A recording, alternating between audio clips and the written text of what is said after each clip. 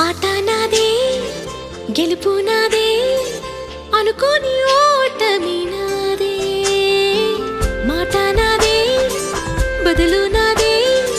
ప్రశ్నల్ని మిగిలానే నా జాతకాన్ని నా చేతితోనే ఏ మార్చిరా